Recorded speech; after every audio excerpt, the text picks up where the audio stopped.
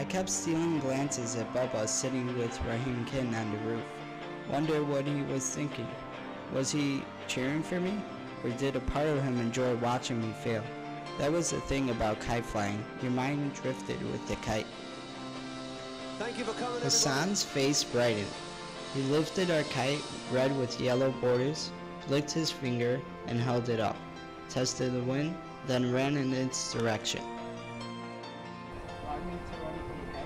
Sure. For you 1,000 times over.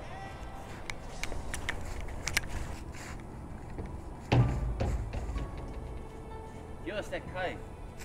Last chance, Zara. Wherever you wish. I'll let you keep it to remind you of what I'm about to do right now. Seth unbuttoned his winter coat. He folded it and placed it against the wall. I just watched, paralyzed. I talked Hassan into finding walnuts with his slingshot at the neighbor's one-eyed German shepherd. Hassan never denied me anything. Hassan's father, Ali, used to catch us and get mad. Yes, father, Hassan would mumble, looking down at his feet, but he never told on me. Never told that the mirror, like shooting walnuts at the neighbor's dog, was always my idea. Not sure why, but Bubba never missed Hassan's birthday. He used to ask Hassan what he wanted every year. He bought him a Japanese toy truck one year, an electric locomotive, and a train track set another year. Real men didn't read poetry, and God forbid they should ever write it. Real men, real boys played soccer, just as Bubba had envisioned it, I suppose. I told him I'd written a story. Bubba nodded and gave a thin smile, then conveyed little more than interest. Well, that's very good, isn't it? He said, then nothing more.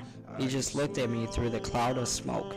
I probably stood there for under a minute, but to this day, it was one of the longest minutes of my life. Bubba went on staring me down and didn't offer to read it. Bubba met Hassan's weary and puzzled eyes. I have summoned Dr. Kumar from New Delhi. Dr. Kumar is a plastic surgeon. Well, Dr. Kumar said, my job is to fix things on people's bodies, sometimes their faces. This is when Bubba tried to fix Hassan's cleft lip. In the late 1960s, when I was 5 or 6, Bubba decided to build an orphanage. Bubba paid for the construction of the 2-story orphanage with his own money. Russian soldiers shouted something that made the other two flinch. Karim cleared his throat, dropped his head, said the soldier wanted a half hour with the lady in the back of the truck. The young woman pulled the shawl down over her face and burst into tears. A pair of Taliban officials came to investigate and interrogated Hassan. They accused him of lying when Hassan told them he was living with me, even though many of the neighbors, including the one who called me, supported Hassan's story. The Taliban said he was a liar and a thief like all Hazaras, and ordered him to get his family out of the house by sundown. Hassan protested, but my neighbor said the Taliban were looking at the big house like, how did he say it? Yes, like wolves looking at a flock of sheep. They told Hassan they would be moving in to supposedly keep it safe until I returned. Hassan protested, so they took him to the street and ordered him to kneel and shot him in the back of the head. Fazana came screaming and attacked them. They shot her too. Self-defense, they claimed her. But all I could manage to whisper was no, no, no, over and over again. I showed him the picture. We're searching for this boy.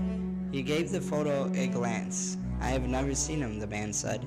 The man who is with me wants to take this boy to a safe place, Farid said. Here. Yes. Why are you here? I mean, why are you really here? For the boy. For the boy? It's hard to believe. Sometimes I myself can hardly believe I'm here. What is the matter with you? What? Don't ever stare at them, do you understand me? Never. I didn't mean to. They'll kill you for fun and feed you to the dogs. Hassan wasn't the only one with a cleft lip. I remember when I got mine. This is what I remember. The knuckles shattering my jaw, choking on my own teeth, swallowing them, thinking about all the countless hours I spent flossing and brushing, getting hurt against the wall, lying on the floor, blood from my split upper lip staining the carpet, pain ripping through my belly, and wondering when I would be able to breathe again. Mr. Fazer thinks it would be a really good idea if we could ask you to stay in a home for kids for a while. A home for kids? You mean an orphanage? It will only be for a little while. No, please. Shiraz, it will only be for a little while, I promise. You promised that you would never put me in places like that again. His voice was breaking in tears, pooling in his eyes. I felt like a prick. You want to fly a kite with me? Okay.